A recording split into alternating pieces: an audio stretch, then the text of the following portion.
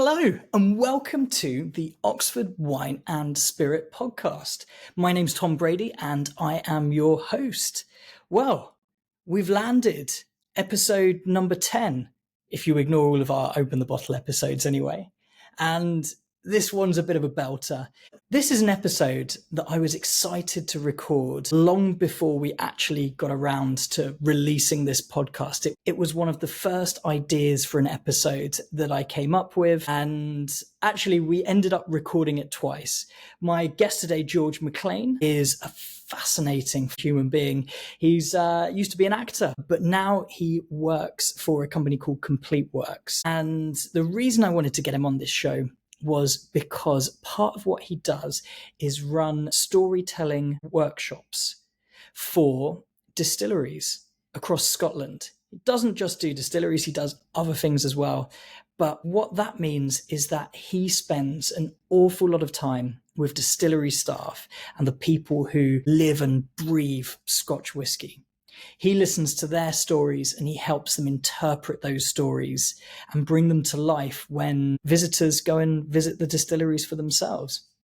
So I thought that would be a great topic of discussion for today's episode. I've nattered on enough. Let's get into it. George McLean, welcome to the podcast. The topic of today's podcast is storytelling in Scotch whisky.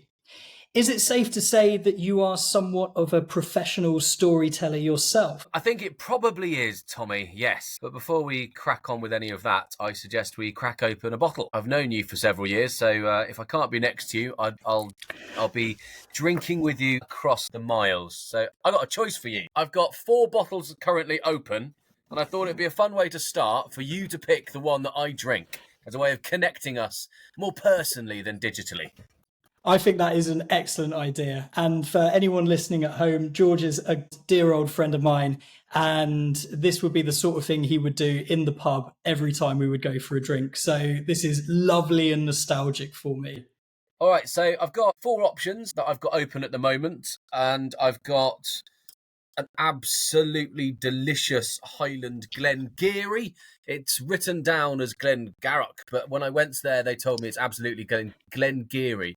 You're going to slap on the wrists if you call it Glengarrioch. Yeah, but I kind of like being slapped. So Glengarrioch, Glengarry, delicious stuff. 12-year-old sherry.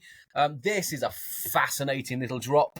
Holyrood Distillery's Arrival. This is the first bottle to come out of the brand spanking new Holyrood Distillery. And if this is anything to go by, they're going to make some really good liquid. This is the good old-fashioned Glen-Scotia 15, Campbelltown, salty, delicious yumminess. And then I have Bowmore 15, or as they say on Isla, Bowmore 15, which is a cracking dram. Which one am I drinking, Tommy? There's some good ones in there. The Holyrood is interesting. I was at Whiskey Live recently and was lucky enough to try a little bit. I don't know. I tell you what, I've gone for an island bottle tonight. I've got a bottle of the Isle of Raasay with me. This is their sherry special. Let's head to the islands and go for a Bowmore. Superb. Excellent choice. So, can we have a podcast now, please? Is that all right with you? I'd like you to start with a bit of a story as a professional storyteller.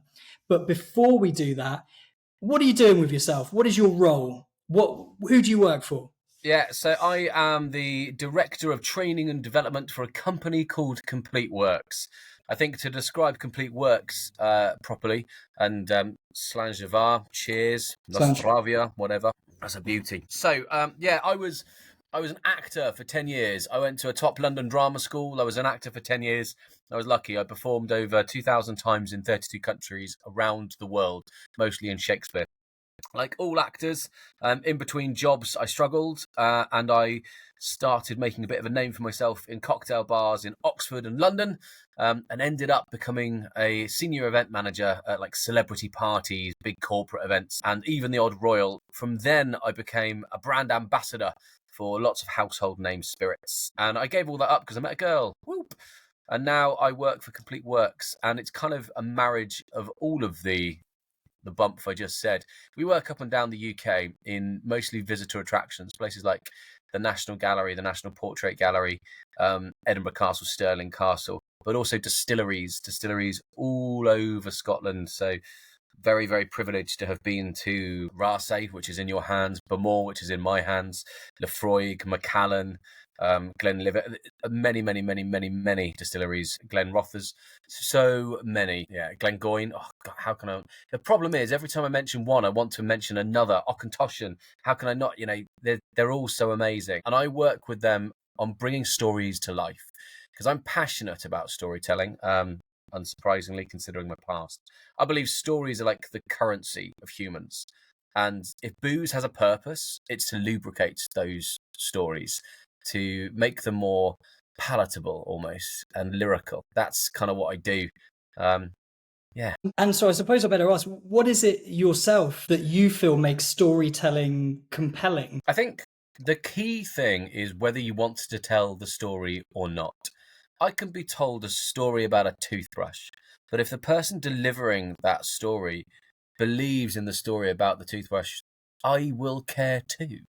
If the person telling a story is just communicating arbitrarily for an hourly or salaried position, then it's probably dull. There's loads of traps to fall into in storytelling, like, you know, going off on a tangent or losing your passion or any other millions of things. Maybe the structure's not quite right, maybe the characters aren't quite right, but it can be simplified or distilled, if you will, into how much you care.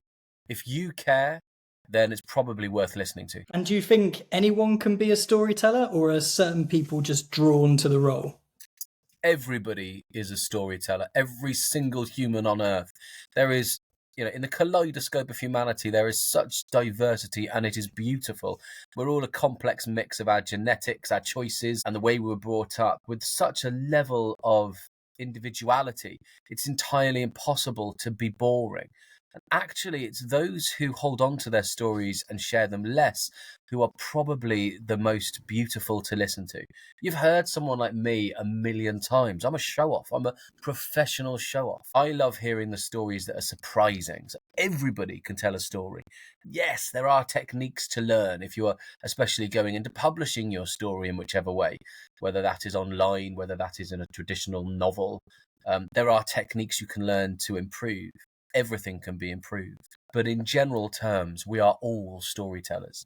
So let's move it on to Scotch whisky. What is it that you think draws you yourself to Scotch whisky? And how do the stories that the distilleries themselves have link into what it is that you do in your role with Complete Works? I think really it's impossible to separate the stories and the Scotch. The Scotch is made with science and heritage, but the stories have informed that to a degree where the story has become palpable in its taste and informs and changes the taste. I love the illicit past of Scotch. It's hilarious.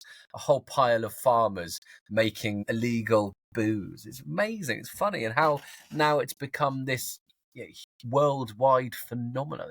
It's an incredible journey story, actually. But then if you take it to the minutiae and go distillery to distillery, the shape of the stills hugely affects the flavour. That in itself is poetic because those shapes have been defined by generational decisions. So it's impossible to separate the liquid and the story. One of my favourite stories, and I'm going to launch in now because I was reading about it recently, is a distillery called Ardmore. And Ardmore were one of the later distilleries in the early 90s to switch from using a direct flame heated still and move over to a gas heated jacket, essentially, to warm up the liquid in the pot.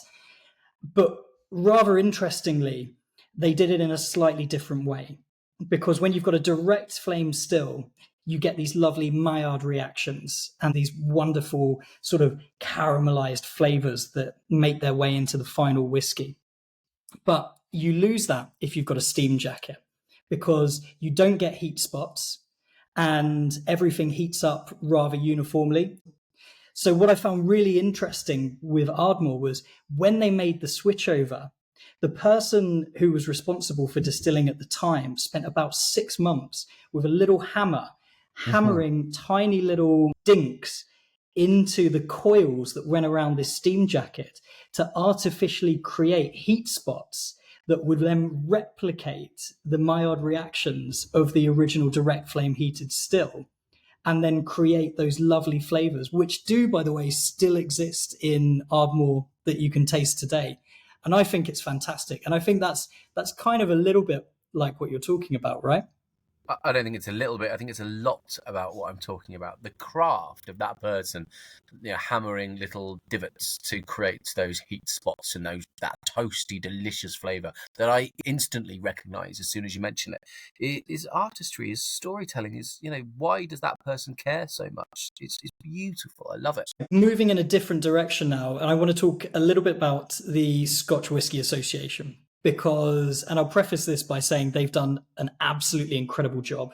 They've developed Scotch whisky as this global brand and this global commodity, and they've protected Scotch whisky from so many things that could sort of detract from the wonderfulness that is the Scotch industry.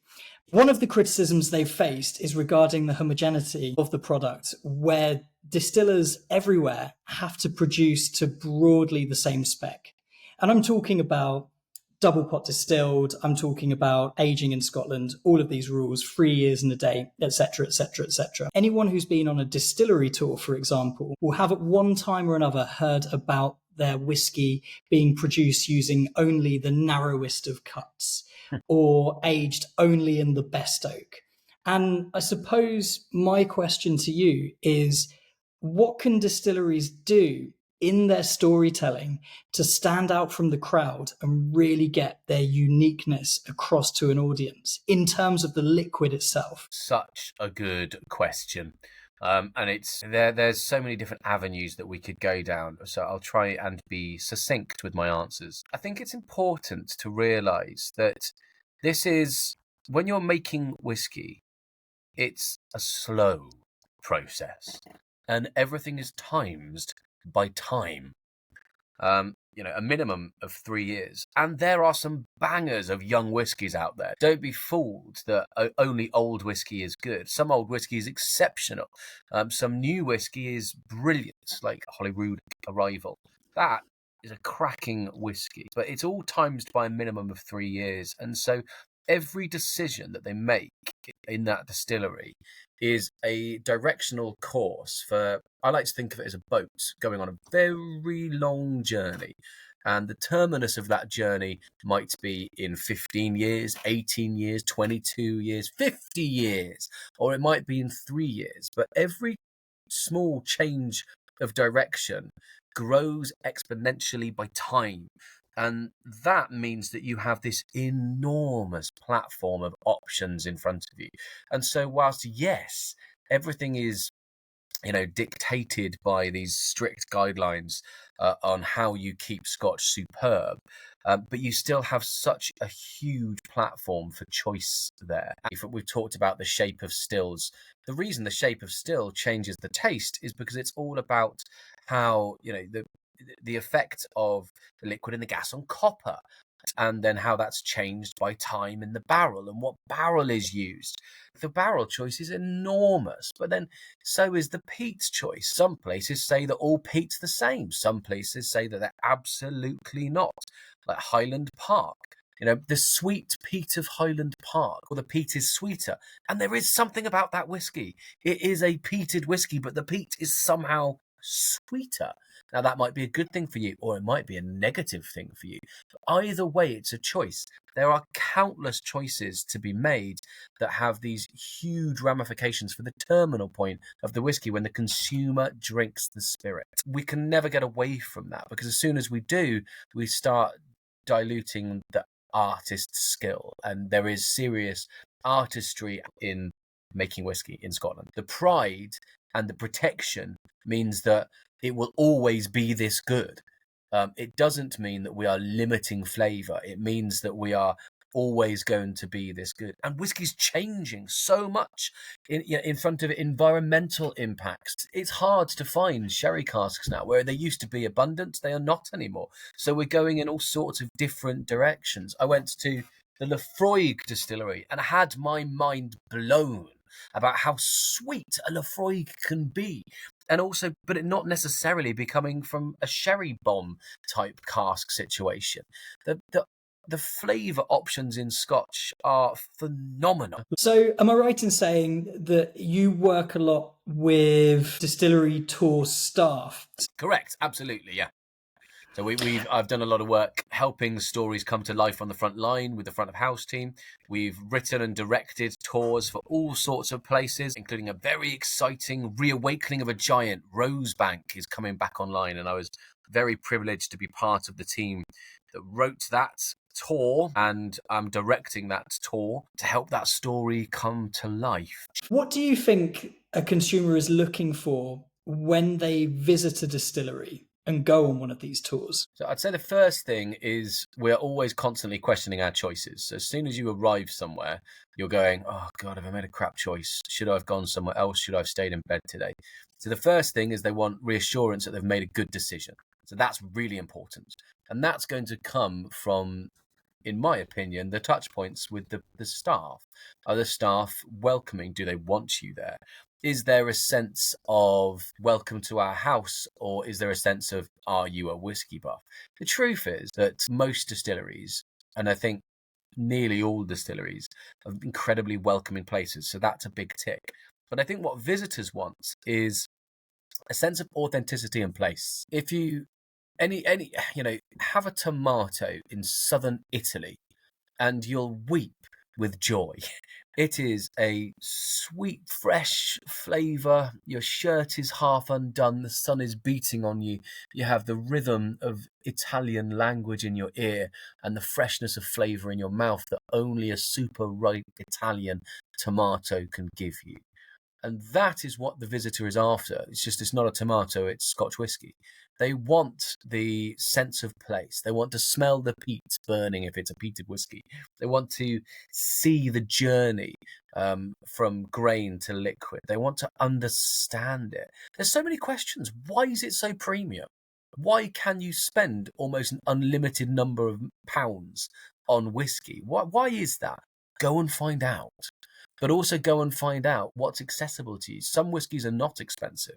Some whiskies are incredibly affordable, and they are brilliant. So I think the visitor wants, secondly, to get a sense of place and purpose. And then thirdly, super importantly, they want to go home with anecdotes. Because as I said earlier, stories are the currency of humans. They want to be able to enjoy the sense of place, and then they want to talk to their friends about it, and the story may change, and that's okay. There's no accuracy police. I love it. I mean, I do sometimes bring up the fact when I'm hosting whiskey tastings myself that I'm just giving people ammunition that they can use and bring up in dinner parties whenever they like. And it's so true. That's what it is. People say they appreciate it. They love the sound bites. They love the small stories, things that they can remember, things that they can repeat.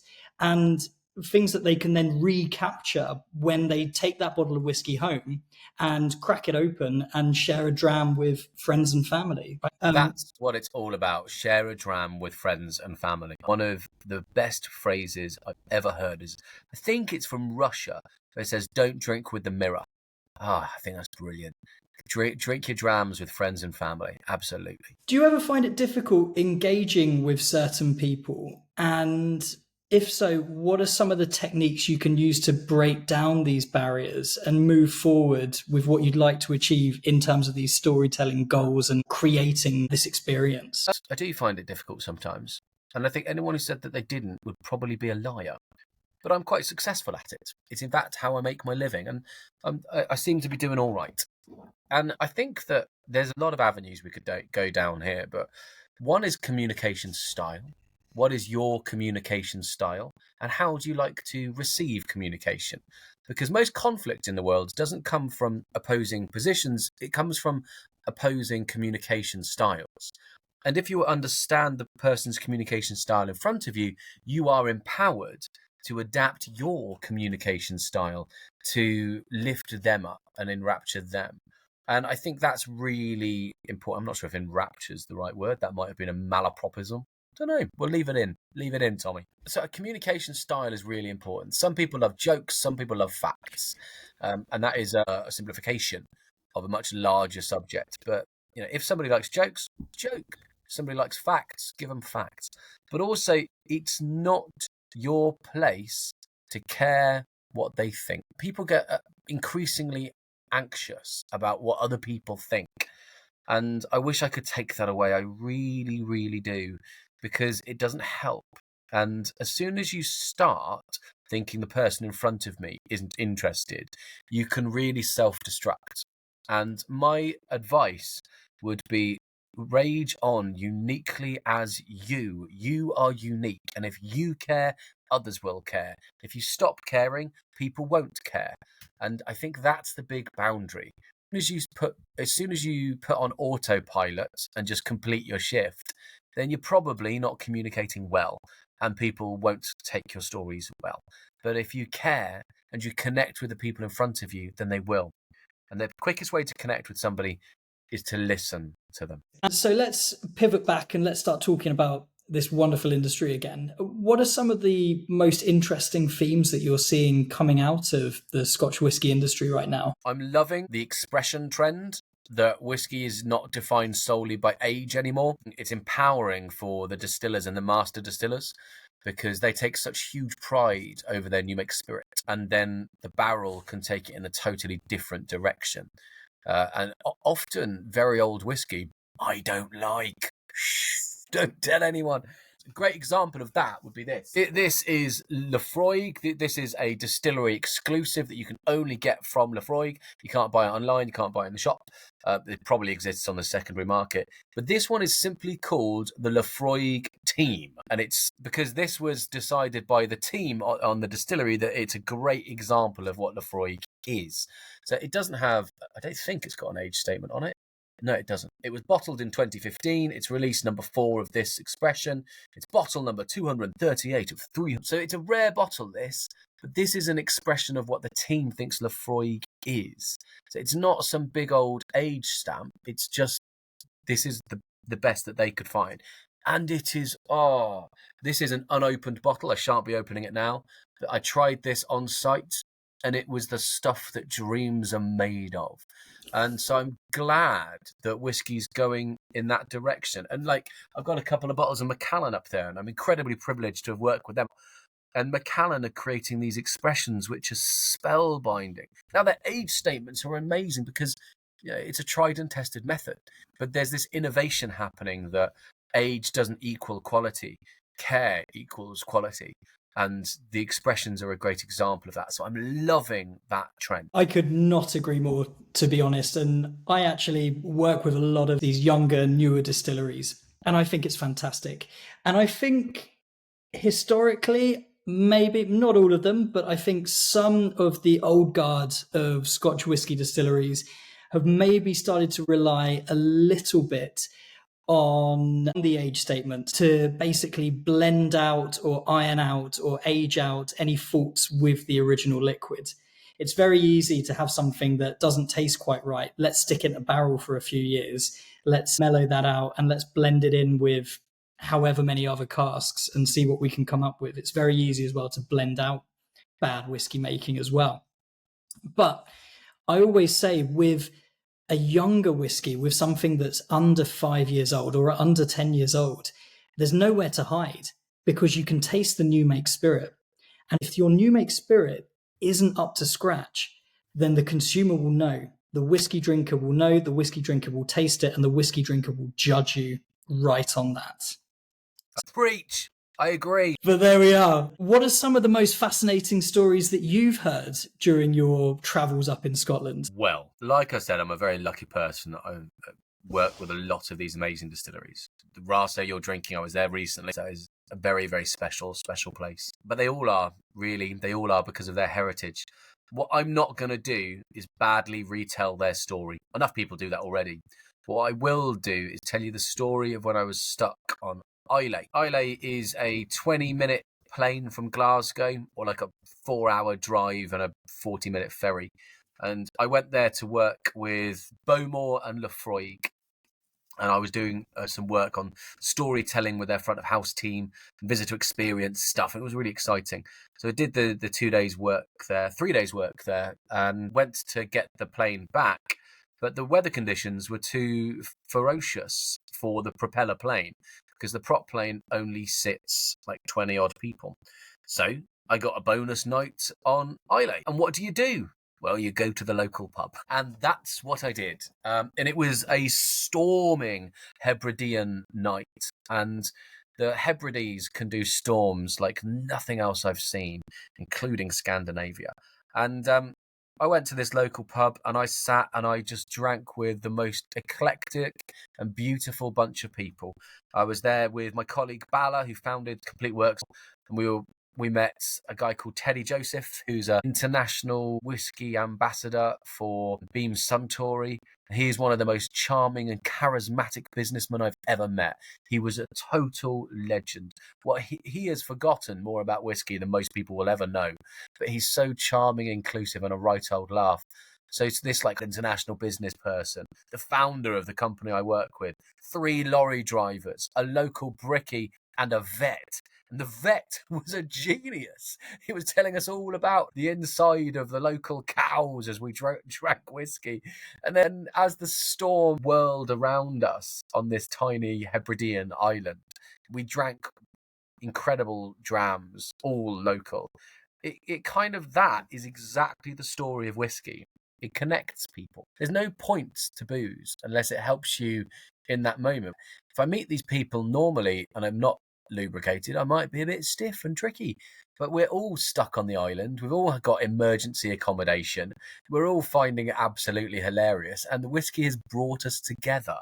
And that is the story that I would retell and have retold many, many times. I'll let the brands and the distilleries tell their own stories better than I can. But that, for me, is what it's all about. The first ever episode of the Oxford Wine and Spirit podcast was with Claire Warner, who's an expert in the kind of psychology of drinking and what it does essentially to the soul, really. And she made the point of talking about aperitivo culture.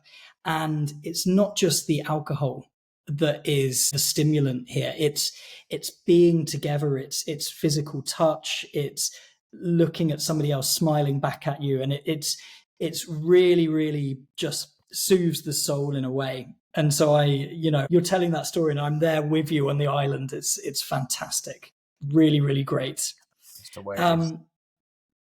What are some of the biggest challenges facing Scotch whisky at the moment, would you say? There's too many awards. I can't see the wood for the trees in the award market anymore. There's so many, which is, I guess, a good thing, but I find it challenging to identify whose opinion I should trust. There's far too many people talking, with authority that don't have authority, which is ironic that I am here with a drinks expert.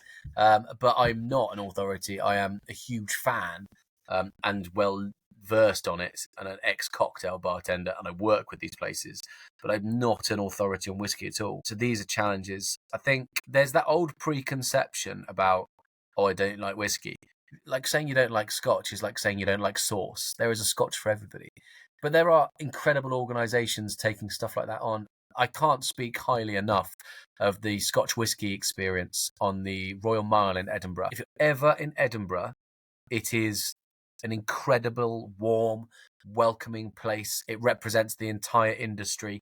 The team are just gorgeous humans, wonderful legends. They're fantastic and they're so passionate and welcoming. And if you think you don't like whiskey, but you're slightly interested by the culture behind it, go there. And also the bar, the food at Amber Restaurant is incredible. But the bar, because it's I think it's owned by the whiskey distilleries, they all have shares in it or something like that. So the bar is almost subsidized. So you can go and try really inaccessible drams for a really good price. So that, I didn't mean to plug them, but there you go, free plug. I'll pop a link down in the bottom so anyone can check it out if they want.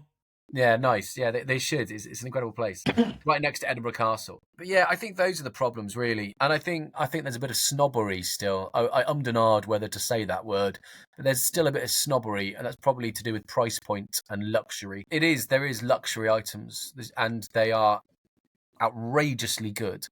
Incredible. I don't have a bad word to say about them. They're phenomenal. But there's also such accessibility there as well.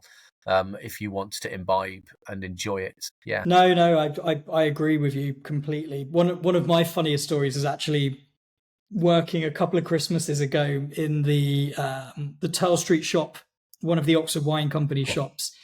And somebody came in, it was Christmas time, so people are looking to spend a little bit of money. Somebody came in, they were perusing the wine shelves, and they made their way back to the spirits room, and they're perusing the whiskey shelves.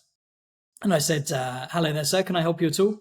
And he turned to me and pointed to a bottle of £400 whiskey. And his question to me was, is this a wine? So I said, no, it's a whiskey. And he said, okay, I'll take it. And that was probably the easiest sell I made all Christmas. So there is definitely a culture, and that's probably not a good example because there are people who are specifically after whiskey going out. And there's people who I've come across who won't actually give new distilleries a chance because the bottles lack age statements, and who you can suggest absolutely wonderful bottles to, which are sort of sitting at the 50, 60, 70 pound mark. And they won't be interested because they want something that has a massive box and a bottle that weighs about 20 tons.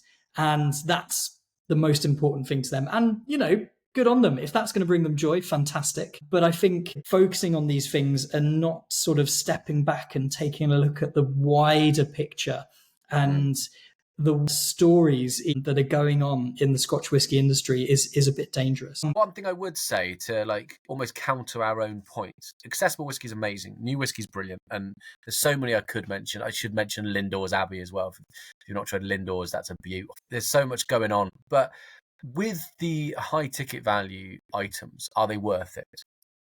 Often, yes, which is controversial. Because they're celebrating detail and they're celebrating art and the care that's gone in. As soon as you start to unravel the care and unpack it, it becomes such an elevated experience that it's something that will sit with you forever. And if you can afford luxury, then you want something that's going to sit with you forever. And there are drams available which will stay with you forever. Beautiful. And the boxes are art. And the bottles are art. And the liquid is unforgettable. I think that's a perfect place to call it a day. George McLean, thank you so much for your wonderful stories, your wonderful insights, and your very precious time, I might add as well. It's been an absolute pleasure talking to you. Tommy, you're a darling. I love you. If you don't know Tommy, get to know Tommy. Before we finish, how can people find out more about Complete Works? We've got a website, of course. I'm on LinkedIn. The best way, follow me on LinkedIn. I don't do Twitter, or we do Twitter and Instagram, but I don't. So somebody could probably end up talking to someone called Flav, who's a legend. And we work all over the UK, working in tourism, helping stories come to life. So come visit our website. Hit me up on LinkedIn. Our website is complete-works.co.uk. You'll find us there. And on LinkedIn, I'm really active, like so many, young business people, youngish, 40. Woo. So, do reach out if you're hearing things you like. I'd love to chat to you. Fantastic. George McLean. Cheers. Cheers, mate.